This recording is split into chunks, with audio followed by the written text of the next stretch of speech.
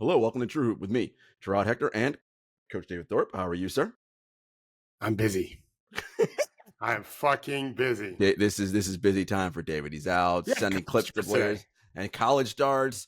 High school basketball starts what? Thanksgiving? I have no fucking idea. Don't even go there. I don't know.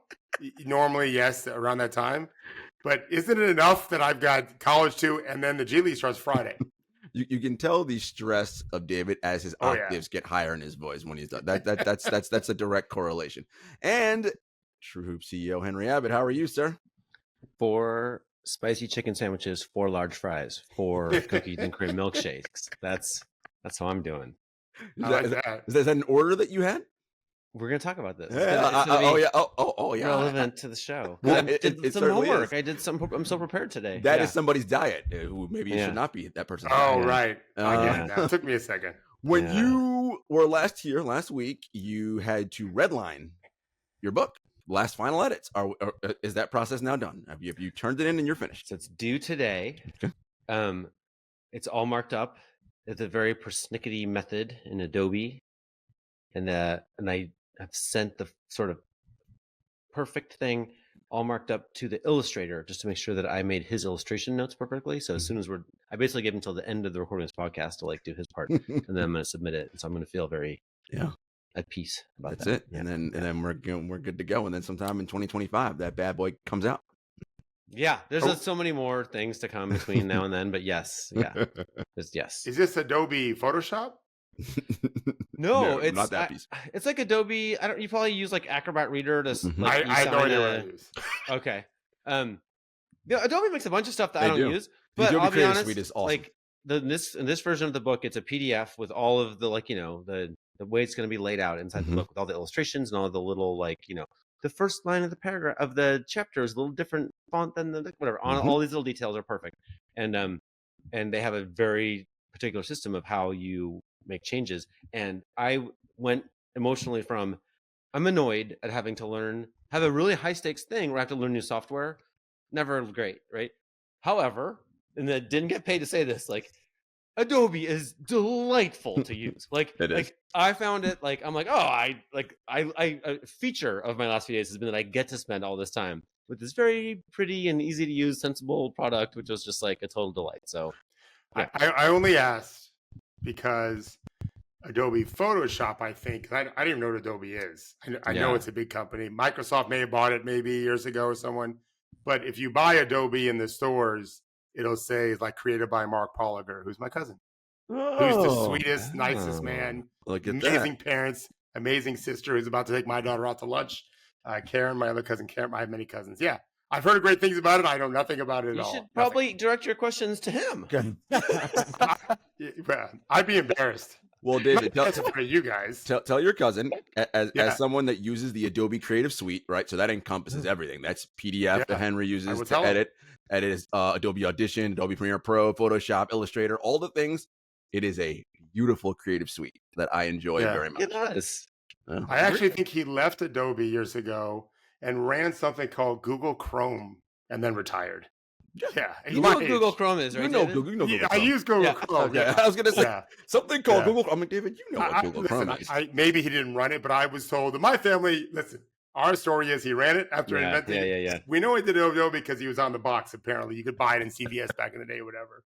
Anyway, I've heard great things about both, and he's a delightful person. So is his wife. You guys, we're pretty. What we're learning is that this crew here, we're pretty tech savvy and plugged in. Yeah. Meanwhile, I'm hunting and pecking on my phone with my fingers. The same thing I do on my laptop. You guys at least can type. Oh, listen, we're grandpa age. What could I say? This is the grandpa podcast. It's all good. Yeah. Well, Grandpa. Thank you for saying that, actually, because I was going to say one thing. So when my son was an athlete, every time he played an event that my dad went to, which was everything he could go, my dad did something he never did to me. As a dad, he would say to my son, he would hug him before the game and say, have fun. And my son told that story actually a little bit after my dad died. My son has this, I could tear up. He just texted me as we're talking on the phone. He has his first game as a coach tonight. Alabama. My other son, Ryan Pannone, has already called me. My son hasn't called me yet, but he just texted me. We have a tradition where my wife or I will text game day baby his whole life when he played. thank you, Omri Caspi, because he used to say this to me, game day, baby. Even though Sacramento was 15-70, game day, baby, So we do it. And so I did it to him this morning. Like, he's a coach now. He doesn't play anymore. So. That's so awesome. Game day, baby. There's a lot of games going on today. Shout out to Max Thorpe from University of Alabama. Yeah. Can I tell you a grandpa story really fast? By the way, we're not grandpas. Jarod, you look like you're 25. I know that you're solidly in your 40s, right? Yes. Right. We don't have to go, but I just turned 50, right? So this weekend, it's like a little bit of an annual tradition with a bunch of friends. Literally, this group of like 25, 30 of us ran this 10K. That's in this beautiful park. It's a small race. Everything about it is convenient and delightful and sunny, and like the course isn't too hard. Whatever, everything's great. And but I have not been training. I have not been running. I had don't even get me started on hurt my neck. Talking to you guys, basically, the laptop has damaged my neck. Like, so I'm working on that, doing PT, whatever.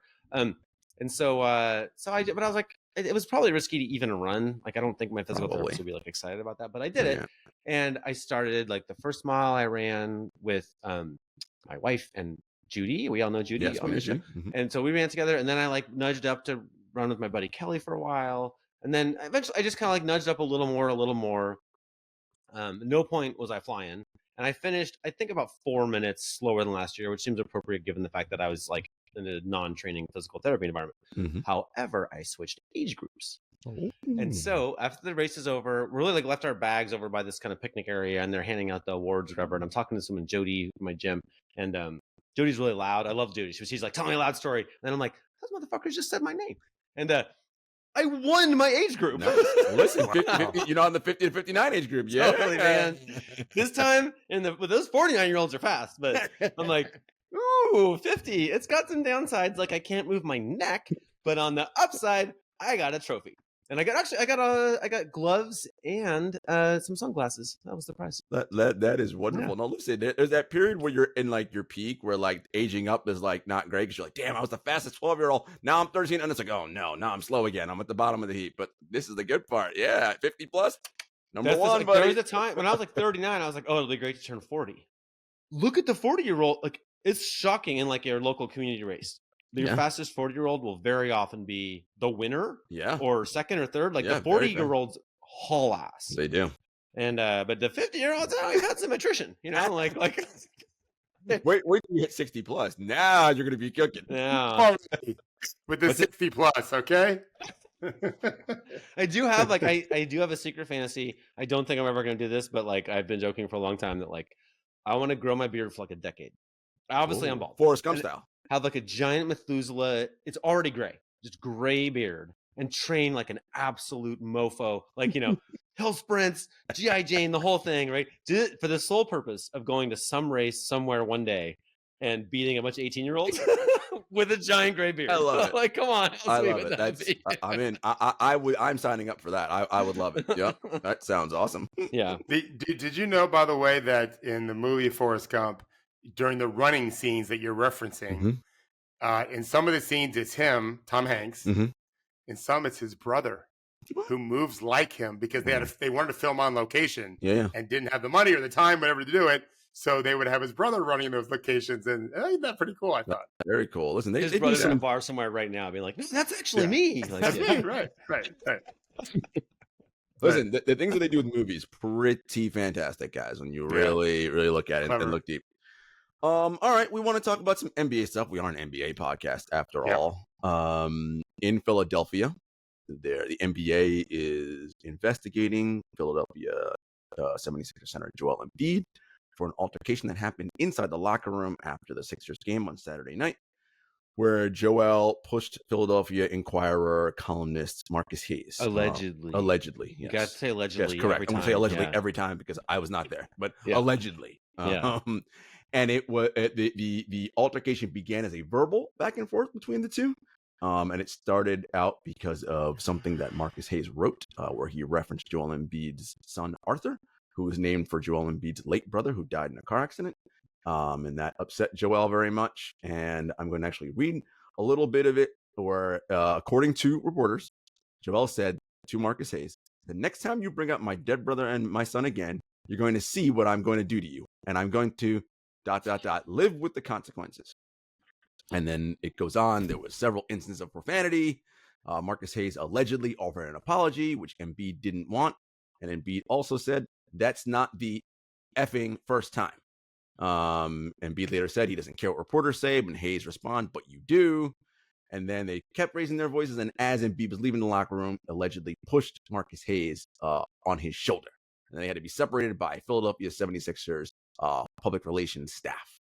Now, the actual... Did you see David's face when you said the PR staff? He was like, PR staff?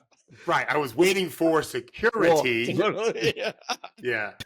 Listen, the staff is a bunch of, 145-pound people. Staff are people who look like me. Like, that's like, like average human beings. Right. And Joel, 7'2", like a monster human, but is what it is. And so this is, by the way, the column that Marcus Hayes wrote had since been edited from what was originally wrote. However, thanks to the Philly voice, we do have what Marcus Hayes originally wrote in that column. And he says, Joel Embiid consistently points to the birth of his son Arthur as the major inflection point in his basketball career. He often says that he wants to be great, to leave a legacy for the boy named after his little brother who tragically died in an automobile accident when Embiid was in his first year as a 76er. Well, in order to be great at your job, you first have to show up for work. Embiid has been great at just the opposite. Okay, so there's so much to unpack there. And Henry, I wanted you here because you are the person that went to NYU and have a degree in journalism, and you are a journalist, capital J. And what journalism is, you have a very clear definition of what that is. But I often think that lay people do not have a definition of what journalism is and what they think it is. And I think a lot of that is sort of part of the crux of what we have here in the relationship between subject being covered, in this case, Joel Embiid, and quote journalist, and I'm using quotes, Marcus Hayes. So Henry, can we talk first about what journalism is to you? That's a pretty significant pop quiz you're laying on me there. I know. I broke the rule. No pop quizzes. I know. I mean, you did just win your race, 50-year-old. Come on now. You got this. Let's talk about running. I got that. I feel like journalism is kind of like a sort of routinized, like systematized method of like telling the truth.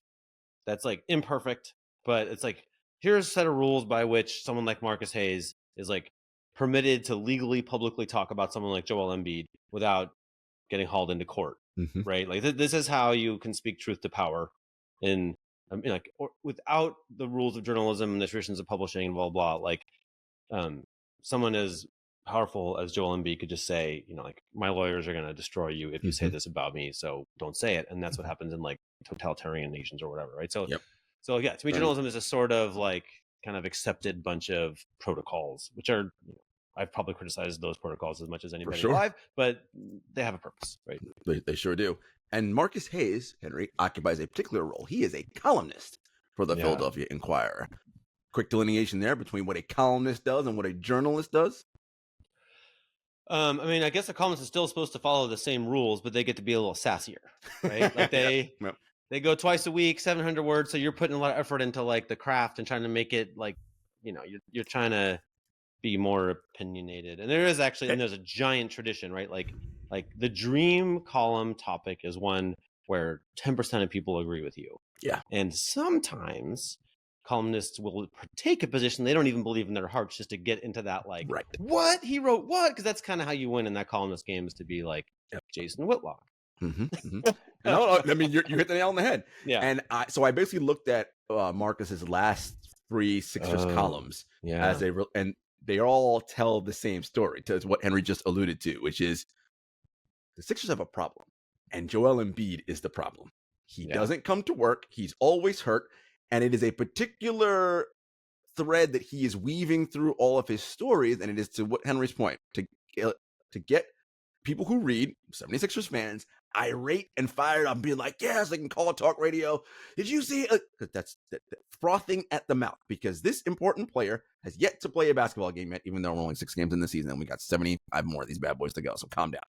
But that is where we're at right now. And I want to lay all that out for everybody so that we were very clear on where we were coming from. And so now we can get into the heart of it, Henry, right? Which is this situation that the 76ers have, which is their best player is not playing and he's injured. And the severity and the reasons for his injuries, you can talk a lot about that because you are writing a book about the body, and Joel's been, I mean, my God, since Kansas, right? Injuries have plagued him his entire career. There's never been a stop where it's been like, this guy is all the way healthy. He is always hurt. Similar to Kawhi Leonard in that way. And it's a source of issue for 76ers fans because they want to win basketball games and they can't win games without this guy playing. And so now the question is this player, Joel Embiid, is he doing what is best for the Sixers, or is he doing what's best for himself? He played in the Olympics when he didn't have to. He's sitting out. Why isn't he conditioned and ready? Why did he come to camp overweight? All of these things that Marcus Hayes has alluded to in his column and talked about that are problem points, right? But again, it's directed to get a specific response out of people, and it's working, right? And it got a response out of Joel, sadly. Yeah, I have so many cross currents of thought on this topic. Okay, so one of them is I'm really sorry for Marcus Hayes that he had to have PR staff defend him from a physical whatever happened. I mean, I wasn't there. Maybe it was no big deal. Maybe it was a big deal, but like that's not a nice way to go to work. I'm sorry for Joel that he has to like think about his dead brother or son in context of like playing time. And I'm sorry for Joel also that like he already witnessed that city run Ben Simmons out of town. Sure did. Right? Andre Iguodala goes at length about just like they were just brutal. And he went on to be like a wonderful celebrated NBA contributor to multiple champion winning teams. But like in Philly, he wasn't good enough, right? That team that city loves to hate its best players. Like, I don't know why. They just do. Like that's the little tradition they have. Like they get the worst out of people, I feel, from their like lack of inspiration, right? They're not inspiring Joel. They're like, he's not inspiring me enough. He can go, he might be the best player in the world. Like, so, okay. All those things are true. I also think that, well, I said the thing in the intro about the 4 spicy chicken sandwiches, the 4 large fries, 4 milky. That's okay. Let's just recap what that is. Yaron Weitzman, who I'm a big fan of, he's a real journalist. Like he was covering the Sixers and he got permission to trail Landry Shamet as he went through his rookie hazing of going to Chick-fil-A for the team. Landry was very difficult about it and didn't want to meet him and made Yaron do private investigator camping out in the parking lot of Chick-fil-A. And Landry snuck in the back of the drive-thru, almost got away with it, but Yaron's a tough man, and he ran over there, he knocked on his window, and he got in the car, and Landry's reading off the phone all of the orders, and right there in front of Yaron confirms to Yaron that order, 4 spicy chicken sandwiches, 4 large fries, 4 milkshakes, all for Joel. Not surprising. Now, what happens after that? So that's like a bit of a thing, and and Yaron's great because he's like, look, I'm not one to judge. He's like, I eat like that myself. It's like, but could be a problem for this guy who's battled his weight and health issues the whole time, right? So I've personally witnessed the training staff chase Joel around. He was injured and supposed to do some kind of PT, and they're like, oh, it's time for PT. And he's injured. They're in the playoffs. This is in front of a bunch of journalists. He's wearing slides and socks, which seems kind of unstable to begin with. Yep. And he literally runs away from the PT who's trying to get him to come to the table to do whatever the PT is. And I'm like, okay, so we can't possibly, and now this is all years ago, all these stories, but I think it's a pretty easy case to make that Joel has not been perfect in preparing his body in every which way for games. Neither was Michael Jordan, right? I've seen there are a bunch of players who eat like crap, right? It happens, but yeah, I think that that's fair. I think his superpower is he's kind of YOLO, right? To me, when Joel's in the game, he's given everything, right? He's not thinking about tomorrow, which is, if he did think about tomorrow, he would think about eating some celery and stuff, right? But he's not. He's thinking about today. To my eyes, he's just the most all-in, which is a gift. It's an athletic gift. It's part of the reason he's so good, right? So he's not perfect. Maybe Marcus has some valid points in how he could up the odds of, playing more games. But at the same time, nobody's perfect. If your whole thing is I found a flaw in this player, right. There's not a player in the league who's good enough for you, right? Everybody's got flaws. So I don't know. To me, I'm a little bit I see both sides, and I really feel for Joel in the little press conference when I think it might have been before, when he was called out Marcus by name. Yep. And he said, I've given away too fucking much to this fucking city. Yep. As a PR, I would advise him to say it slightly differently. Probably. He needed to attach it more closely to how he finished it, was like, to be criticized about that, right? He didn't say he's given too much. He's given too much to be called that. And he talked about how he risked going blind by playing in the playoffs after what Bell's crazy injury. Yeah, Bell's palsy. And so that's all true. He did all that. He has given way too much to be criticized for this, right? That's all true. What winds me up, though, is your own story ends with Sixers PR staff coddling Joel because they lied to Yaron's face and told him that Yaron got the order mixed up, and then really that was food for lots of players, right? This is the root of the problem. This is why Joel's so fucking outraged. Is because this is normal columnist behavior. Maybe it's a little over the line, That's what they do for a living. Maybe it should address all that, but we haven't. That's it's very normal. If Michael Jordan was covered way worse than this, way worse, right? So normal kind of stuff. David Stern heard this kind of stuff every day and he laughed it off, right? But Joel is a little baby. He can't handle even one scintilla of criticism because he's been in a bubble his whole career, right? They have lied for him and covered for him. And now we're in this stupid state where it feels a little like powerful people can handle it the worst, right? They can hear the lead. They're like, I mustn't hear any criticism at all. And it's like, fuck off. Just grow some skin. Jesus. Be tougher, right? This isn't that big of a deal in the history of sports journalism, right? And that's where the PR staff covering him and the Joel's history of injuries has been publicly bizarro land. Sure has. I suspect because behind the scenes, the Sixers are trying to adhere to Joel's wishes that he basically never receive any blame for anything, right? And it's they've been playing these games for him forever. They've been trying to change the whole world to make it so that the emperor wears no clothes or whatever. And they'd say, "Oh, you look so wonderful today, sir," right? It backfired on all of us, right? Yeah. And I will stop my monologue with this final point, which is the NBA is investigating it. Oh, the exact fuckers who are the real villains of this whole story, right? Marcus is right that Joel should show up every goddamn day and work really hard. But he can't because his body can't handle it because they're asking him to show up for too many days, right? And the Olympics were Joel's choice. Why were they his choice? Why? Well, that's because the NBA owners prefer not to pay players in the summer. They pay them for 270 days a year, which means for the other days of the year, when they could be employed by the 76ers, right? They're not. Yep. He's free because they don't want to pay him, so he can do whatever the hell he wants. And he chose to do this thing. If you're a Sixers fan and you pay tons of money to the Sixers for Joel to be available, you might want Josh Harris to pay Joel to not go play in the Olympics. But we don't have that system, right? Yeah. They opted not to do that. They didn't win that in collective bargaining. So Joel's free to do whatever he wants. And he did a thing that mattered to him more than playing for these assholes who boo him when he's getting Bell's palsy and smacked in the face. I'm sorry. He didn't do everything you wanted him to do, Sixers fans. He's done a lot. He has done a lot. Some would say way too fucking much. Yeah, it is. I'm with you 100% on all those. David, you haven't got a chance to weigh in yet on Joel Embiid. 24 minutes in, David's talking for the first time. Come on, that's a record. I'm sorry I talk so much. I was enjoying it very much. You can listen to it now, listen in the morning on my walk if I wasn't here. When Henry was talking about the kind of sacrifice Embiid's made on the court, he plays like Dwayne Wade, and he's almost twice the size. If you measured effort in floor burns, he'd rank really high. Now, he chooses to fall sometimes, I think. It's my opinion, having played football growing up.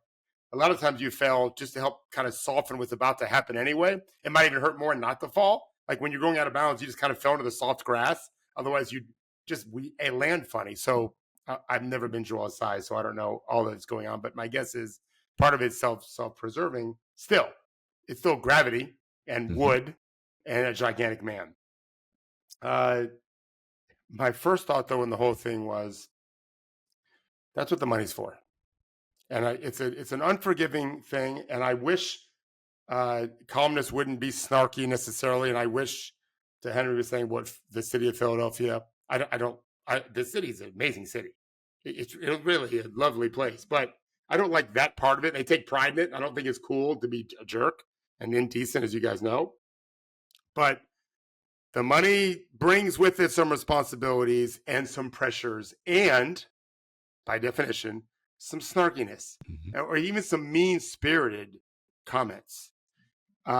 You can't have it both ways. And to Henry, what Henry's saying, as I hear it, is they're trying to give it to him both ways. They're trying to say you can make all this money and be completely ignored from criticism, and that's just a bad play. No, if you want to be president, shit's going to happen, and people are going to say terrible things, and including about your children and your spouse and whatever. If you want to be an NBA superstar and get paid like one, play great. There's lots of perks, lots of money. Your great-grandchildren, your sons, your lovely sons, great-grandchildren will probably never have to worry about paying for college ever. No matter how tall they are, there'll be money in the bank for them. But you're going to have to put up with some shit. I give that speech all the time. Like, they don't make necessarily Embiid's money. I have players that make pretty close. Nobody cares when you're making that kind of money. It's not fair, but it's life. You'll be okay with it. And I don't know Joel at all. I get mixed reviews from teammates. When I say mixed, it's probably 65% negative, but not terrible, just not positive. Everyone knows he's what Henry Wood just said. He could be. We talked about this. He wants to be. He really may have surpassed Jokic in the last 18 months. I don't think Jokic cared. So if they both were playing their best over the course of the season, I don't know who'd be better, which is really the point about the NBA. Wouldn't that be great? Yep. If both these guys were super healthy all the time and just we could find out really who was the better one, because what does it matter? Right? 7-layer cake is great. 8-layer cake maybe a little bit better. It's both fucking great cake. Let's have it all. And we don't allow that. And that's really the bad part about all this is we don't get a chance to see the best for a long period of time because of what we do with how we demand our players to play so much. Yeah, Henry, you mentioned, that Joel saw up close and personal how they ran Ben Simmons out of town. Yeah. Well, Joel helped throw him under the bus, right? Like he was part of that crew that helped run him out of town, right? So to your point about the company or the team always protecting him, right? It's never Joel's fault. And this is something that Dave and I have talked about. I'm like, listen, I understand the odds, and I know that most NBA players will not make a conference finals. That's just how the math works, and that's fine. But a player of Joel Embiid's quality and level, things are expected of him, right? A conference finals run, an NBA finals run. You're running out of people to blame, Joel, right? Like, if it's not happening, okay, Doc's out of here. What's going to be Nick Nurse next? Whose fault is it that we're not getting to where we have to be? And I think to your point, David, about the money, and this is what it's for, right? Like when you are the star of the sun that everybody orbits around, you got to take a little bit of these hits, right? When things aren't going well. And, we're very clear about players shouldn't play injured and all. Like we're upfront about that. We know the schedule is ridiculous, but the NBA has no interest in ever changing the way it is. It's until something cataclysmic, I guess, happens, but even then, probably not. So it is what it is. And so I think Joel's got to own some of this, right? And be like, look, whatever it is I got to do to be healthy. And I thought he was doing that to start the season with the whole, I'm not going to play back-to-backs, play the rest of my career because I got to be healthy as come April. But not even that started out well for him. Yeah, so Marcus Hayes is appealing to blue collar readers by saying like, oh, you gotta go to work, right? And like, we all believe that. That's deep in us. Everyone who's worked like I don't know, a normal work week, it's like it's so wildly variant these days, but like once they say 40, now maybe it's 50, 55, right? I don't know, like maybe it's 20. But if you work 50 hours a week and you have a coworker who's always got some reason why they're squirreling out and they end up doing 36, like you're pissed. It is a real drag, right? It's a real bummer. And like, so that's the button that Marcus is pressing in readers. And like, that might be appropriate. Maybe Joel is that guy, like, I don't know. Maybe he's just not at stuff, right? I don't know if Marcus has evidence of that. That would have been the lead, right. I feel, right? That would have been the thing to lead with. Instead, he has like an attitude about that. And that's where I feel like, well, where does the idea that 82 games is a normal number of games, like a normal workload, come from? It's like, well, it comes from the NBA. And I don't think we should just buy that. Like, there's so much evidence, and we talked about it vis-a-vis Kawhi and that lawsuit, right? Like, if we had a full body scan of everything happened with Joel, like, there's no way the right answer is for him to get out there right now. Definitely. Like, I'm positive he's like, I don't know how long we're gonna get him. Period. Right? Like, what if we could go in a time machine and look forward and realize he has like 100 good games left in him? Like, when do you want him? Right? You really fucking want him in fucking November? Yeah, right. Not like, now. It's the dumbest shit ever. Like, right. Like his body is healing. Yeah. Like, yay! That's a good thing. But take that a step further. I think it's a really good point. If we had a crystal ball and we knew that he ends up missing the first 41 games of the season, and they go 11-30, and then the last 41 games he plays all 41 to world class level, which is certainly capable of doing. He's done it before, and they go 30-11, like the Miami Heat once did, by the way, 11-30 and 30-11, and they make the playoffs as a 9 seed at 41-41. And then they make it to the Eastern Conference Finals for the first time in his, and he plays incredible. They're all going to think they're geniuses for sitting him out. You're describing the Kawhi on the Raptors, right? Yeah. Well, he didn't miss the first 41 games, but yeah. Well, he missed 40 games, right? Yeah, 40 games, right? It's not the first 41, which I'm saying, right? Still, like, everyone lost their goddamn minds about what a slacker he was until he was an absolute genius. Right.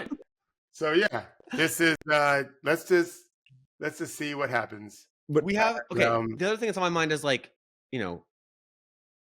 there's a prevalent idea in basketball commentary and basketball intelligentsia and basketball leadership that, like, you go 100% until you're dead. Yeah, and like that is a good approach for running 100 meters, and it's a terrible approach for running a marathon. Yep. And what we're learning is this season is a marathon, right? So what is the right pace? And it's like, well, I don't know, but sprinting out of the gate until you just get slower is not it.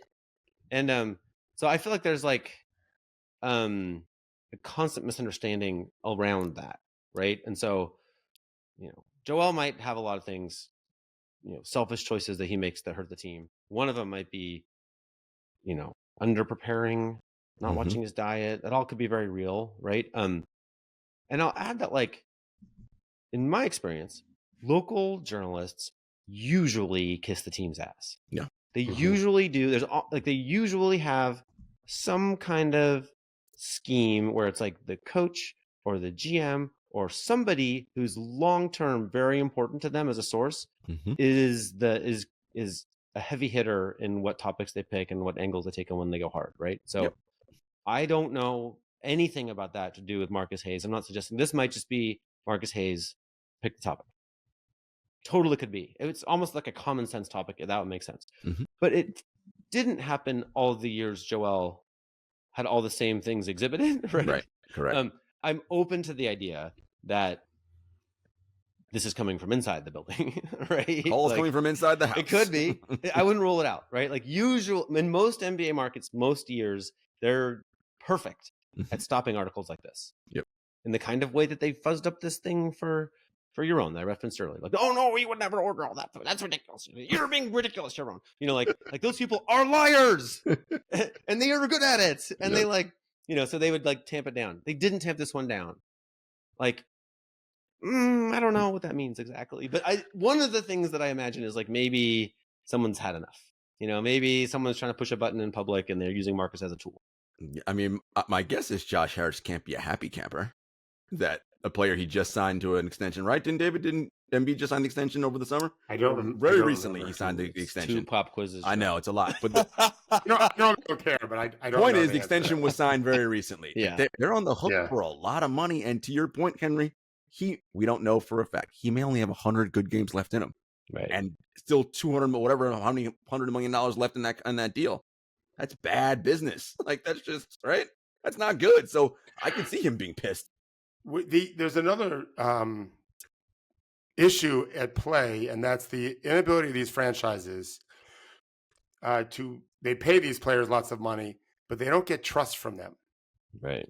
And so this is a bit of an unfair example because I'm one person, but when I take my athletes to breakfast, lunch, dinner, and I've done all 3 in the last even few months, young players invariably, I don't know if you guys know this, but they're ordering orange juice or lemonade and I just say, I let these people speak. They're the young adults, 20 years old, whatever.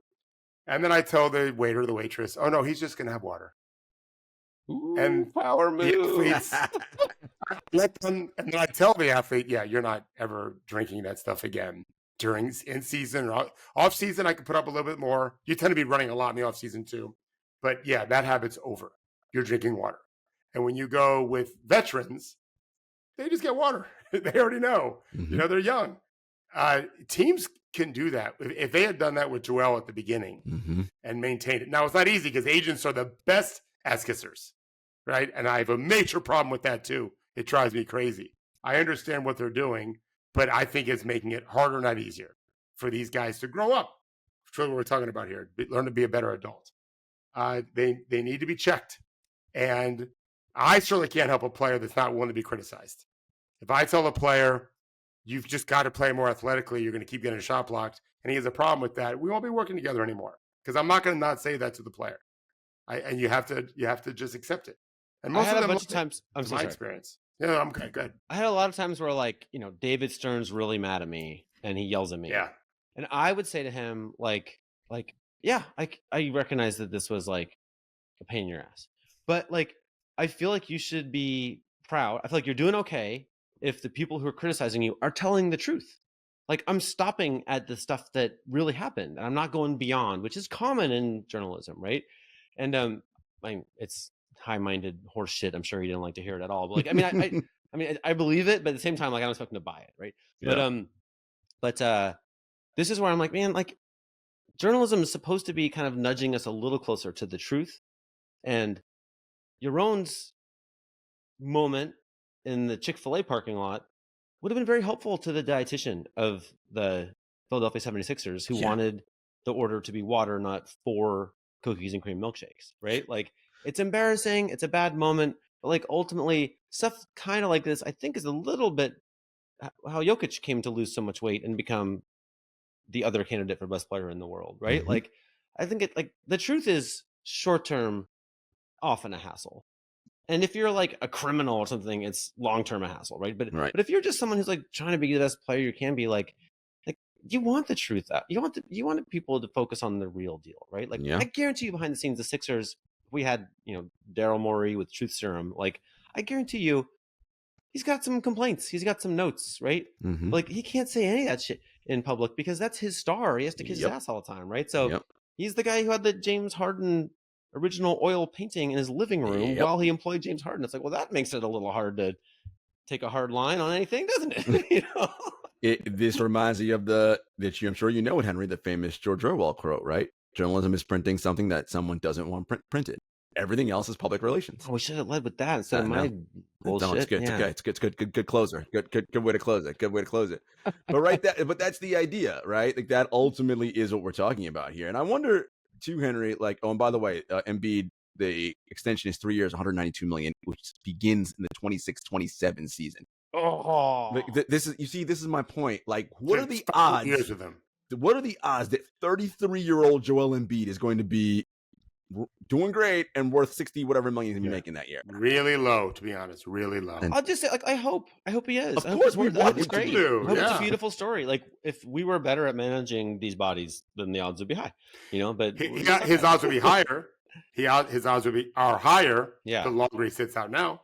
Yeah. Right. His career started if he's training right with 2 years of like investigating the issues with his body and not playing, and it turned out to be absolutely brilliant. Right. He went from super injured to really good. He's kind of, we could look at him as a failure, or we look at him as like Greg Oden done right. Yeah, good point. You know, like, he's like Greg Oden with like way better body management, right? Great. You know, it's good. That's a good story. The last thing I want to close on this is this, Henry. You know, so inevitably what happens now is the question between the relationship between subject, athlete in this case, and journalism gets more fraught and more frayed, right? And then you have, you know, people who cape for athletes or whatever say, well, this is why former players have their own podcast now, so they can say what's actually going on instead of getting killed by these columnists who just write stuff and say stuff. Like, do you feel this plays a role in that, right? And the increase in, you know, the more of the, you know, athlete-centered driven media? I mean, it's all about power, right? Like, this is exactly like, you know, the the victors get to write the history books, right? And so like, it's the same thing, right? Like if you have enough power, you get to tell the story. Like I think we're finding that like most sports journalism has always been stupid and not that well appreciated, right? Like I'm sorry to say it, I take no joy in this. This is my chosen profession. But like most of what we do, once you put it where you can read stats on how much it's read, it's just not read enough. Like it's just not popular enough. People don't like your game story. They don't like your column. They don't like your whatever. Like it's all just like it's just. Are we talking about Philly fans or just fans? Just sports journalism as traditionally practiced is just a failure. Like it just isn't popular enough. You can't support any business doing traditional sports journalism. Like, so we have to innovate and be better, right? One idea we would innovate is the athletes just, Players Tribune it up, right? Like, does that seem a little soft to you? Like, to me as a reader, I'm like, yeah, everybody's great and wonderful. Again, on another story, everybody was inspiring. Yeah, that's a miracle. Yeah. So that seems like unlikely. No, and I can you imagine how humbling it is to be whichever player has like the 40th ranked player podcast? Like, fuck. Yeah. You're like, this is a real profession. I'm not saying like we're like the be all end all, but there's a real like, which topic, which approach, which whatever. Like this is stuff that people study for decades, and you don't just get up off the court and get good at that, right? So yeah, I think that they want the control until you have the controls and you drive onto the wide shoulder and get stuck in gravel, and that's the end of your media career, right? Like mostly they're very bad at it, right? Like and they're failing in ways that like, man, I learned that shit sophomore year. You know what I mean? It's like, that's true. I love you guys. I'm glad you're trying this, but that's not going to be the answer either. We need things that are really fucking popular. Yeah. We need things that millions of people love. Yeah. And some of it's highlights, some of it's like nifty whiz bang things, and some of it's got to be just like really well packaged stories that are really hard to tell, and that most journalists need like tons of time to really pull off, right? Like really beautifully told stories set in sports, and like that's probably not going to be. It would be awesome if athletes worked at it in that way, but I just saw no, let's just cut this part where I spend half an hour trying to remember her name. But anyway, like there's an actress who's starting a podcast like that about Africa. She's like one of the most I read about this famous people in the world. Just an idiot old person who can't remember her name. But like that's interesting. It's real storytelling with like really hard work. Like if we had the athlete doing that, like we would have a different conversation. But to me, I'm like, you it's annoying when your own tells the story. So now Landry Shaman has a podcast where he can tell the story. It's like, okay, your version is going to suck, Landry. I'm sorry. No, it will. Yeah. He's probably not a podcaster. So we're just going to keep. I really feel like we're in a moment of all of this story that we're talking about. Is it proves that we're in this very low moment of journalism and a high moment of the powerful people being powerful and just being like, I will tell you what Joel ordered at Chick-fil-A. It's like, okay, good luck with that. Like it's a stupid, boring story, and it is hiding the thing that matters. Perfect place to end that segment. All right, folks, we'll be back after a brief commercial break. I love so much coffee. Yeah. All right. One of the things that David Thorpe says frequently to us and on this show is that playing time is like oxygen to players. They need it, right? That's how they live, right? It's how they get better. It's how they get reference points, how they improve. And we know, David, unfortunately, most teams not real good at giving their players oxygen. A lot of choking and suffocating going on in most NBA teams. And as a result, you have rosters that are 12 to 15 deep that I have no idea what players 6 through 15 can do. I know what the first 5 can do. I see them all the time. Zero clue what 6 through 15 can do. And you're always lamenting about it because you're like, well, lamenting kind of half-heartedly because you're like, well, this is why I get paid, because this is my business, because you dummies don't know what you're doing. But David, that made me think about our call this morning, everything we were talking about with that, and we're obsessed with player development here and how you construct teams. Which teams are really good at giving their players oxygen? And conversely, which teams are really good at suffocating and just, being stuck in the mud? Well, Henry's the one that I think he's the one who created. Was you and Travis that created that thing you sent out Friday? Henry, so I did all of the.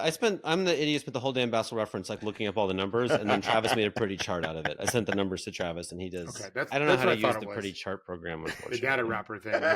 Yeah. So I just want Henry to talk about his findings, but first of all, I don't talk a lot about oxygen being the key to players because you do all the time, quoting me, and I'm deeply grateful for that. You're welcome. Because it is the truth. How can you get better?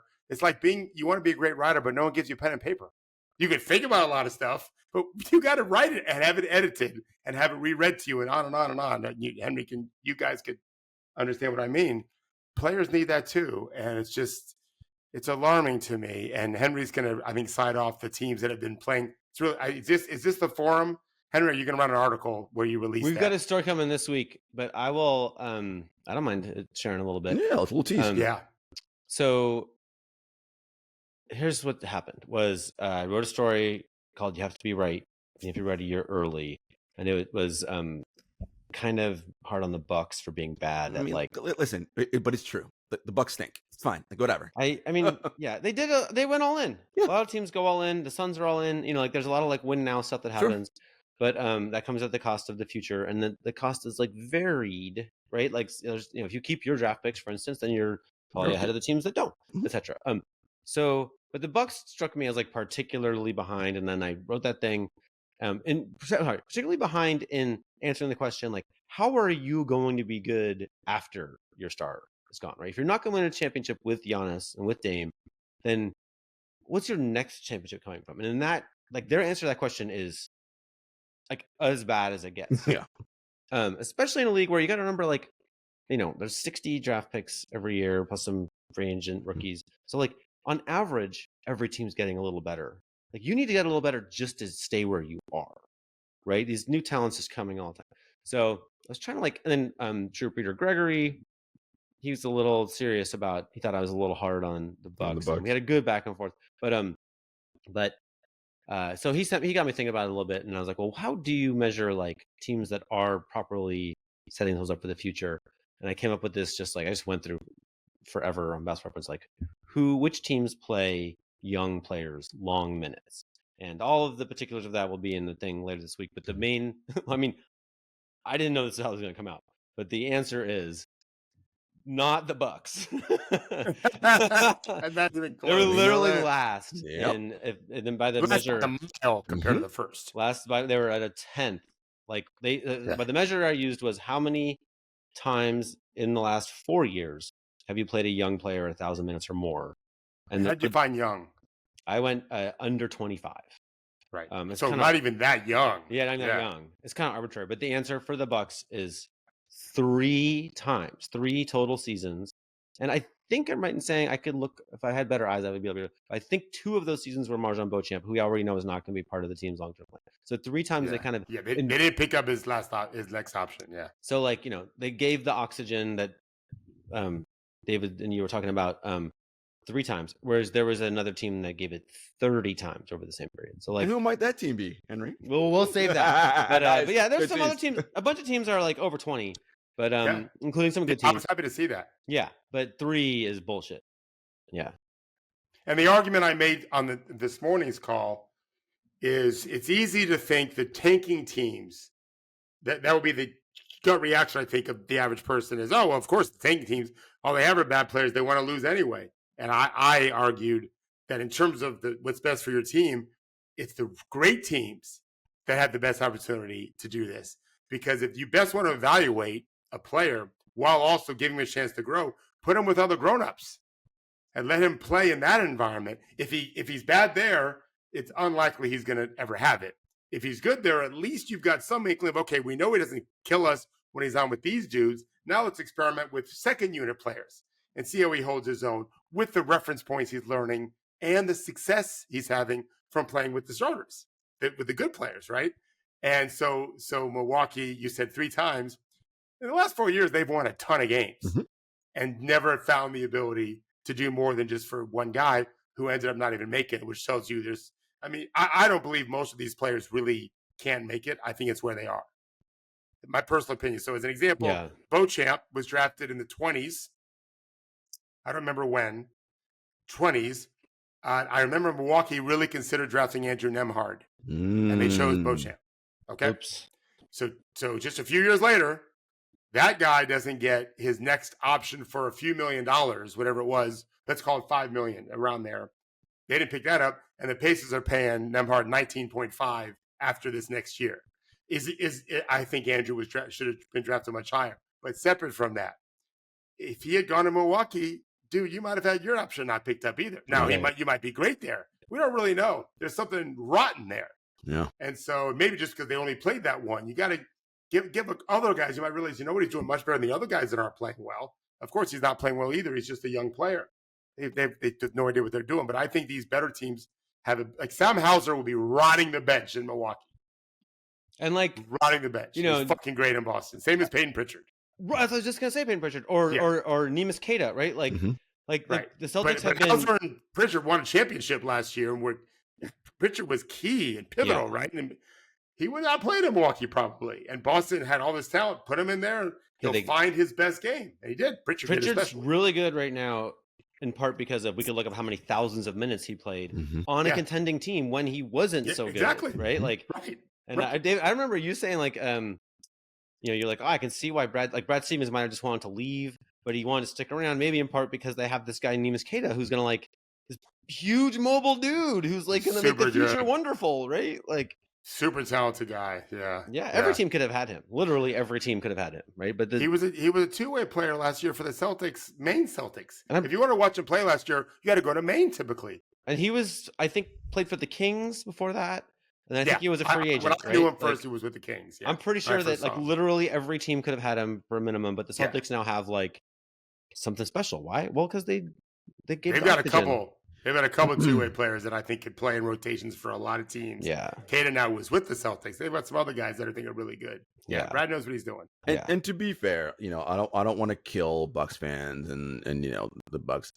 A large part of this, Henry and David, as you guys know, has to do with coach. Right. How secure is your coach in his position that he's not going to get fired if they lose 5 games in a row? And I don't. Well, and if he is secure, is he just smart enough to say or willing to sacrifice a little bit potentially for the longer term approach? And the answer in Milwaukee, at least, I mean, even with Bud, he could have done more, it sounds like, that, and he didn't do because he was there for a couple of those 4 years that Henry referenced. Yeah. Well, I honestly, a team that comes out looking pretty bad is the Clippers. And it made me think about, I have a deep feeling about the Clippers right now. So there's was it a New Yorker profile of Ballmer, I think I'm right in saying? Okay. And in there he mentions as an aside of how much that new screen cost. And I honestly think it was $800 million. $2 billion for that whole stadium. So that thing was probably super expensive. It was hundreds of millions of dollars just for that screen. Yep. I forget what the number is, but you could cure Appalachia. They call it the wall. Well, that's a different thing, right? Yeah, it's a different thing. So the wall is the part. This is where I really shouldn't just go riffing on this right now. I think it's a whole story, but okay, the wall to me is rich people have learned that a stadium full of rich people is dead. Yeah. And so they imported poor people to be lively. Essentially. Pathetic. In a way, it's it feels like that to me. And then on top of that, so then how many articles have we read about this fucking stadium? How amazing it is. Well, I watched the Blazers play the Clippers, and I was like, oh my fucking God, it's empty. It's empty. The wall is empty. The whole fucking thing is empty. The seat behind Steve Ballmer was empty. I'm like, where's that story? We're oh, the Billionaires did a smart, innovative thing. Everybody, 50 stories. It absolutely fucking bombed. Where's that story? This is a crisis. This has gone abysmally. And anyway, but the Clippers have been bad. So I thought about Steve Ballmer sitting there. I know Steve Ballmer's so dedicated. When I went to the Chicago pre-draft, the Chicago draft combine, he was there just to watch the players. He so badly wants us to be tip top, right? And they have not played young players very well at all. Why is that? Well, I see the guy who orders the $100 million video screen. I think it's actually more than that. Saying, "Bring me the best. I will pay. Mm-hmm. This is the best stadium. This is the best screen. Bring me the best coach. Bring me everything. I don't want interns on the court." Yep. Right? He's like, "Bring me the best players." And that could be a reason. If you have given your coach that directive of they had Norm Powell right now looks like quasi all-star, and they had him not playing much. Let's fill the let's fill the roster with just the best. It's like the CBA just doesn't work that way. You just don't get to do that, right? They come for you with the tax and the apron, and and so like to me, like it might be a lack of vision from like the confusing billionaires who run the Bucks or Ballmer might be the ones who are saying like, why are you playing Neemias Keita? Like, like that is not what I want you to do, right? Like it might be that. Yeah.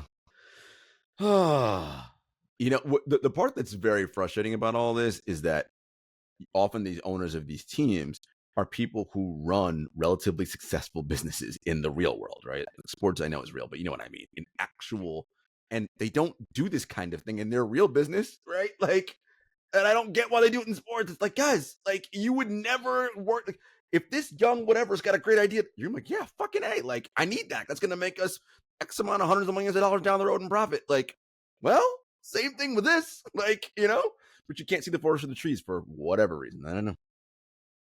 Well, people are afraid to talk to them too. And this is, I've gone through this enough where I've had meals and or just sit downs with these billionaires that run teams.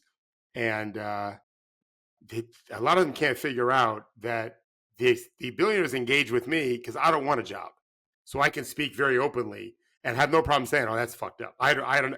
Owners tell me, apparently he also said it publicly years ago as well. I didn't know that. Robert Pera, who runs the Grizzlies now, owns the Grizzlies. owns them. Made a comment once that he thinks you could be a head coach from like the offensive coordinator of football. Like you could just, I know this because he's asked me to do it. Why don't you go up there and run the team and you could do it that way? When you up there, you mean up in the box? You're talking about up in the skybox? Yeah, upstairs, like football. Right. Yeah, he said that to me. I think he said it publicly as well. If not, I just broke news. I wasn't intending to. I think he said it publicly too. And I told him, no, you can't do that. And I told him why. Now, obviously, they've never done that. So maybe someone is speaking truth to him. But most of the time when I'm in those situations, like when an owner once said to me he wanted to hang out at a club one night with one of his young players, and none of his people working for him, we were all sitting together watching a game in Summer League. We were in Vegas, and none of them said, you can't do that. The owner can't be hanging out at the club with a 21-year-old. It's not what we want.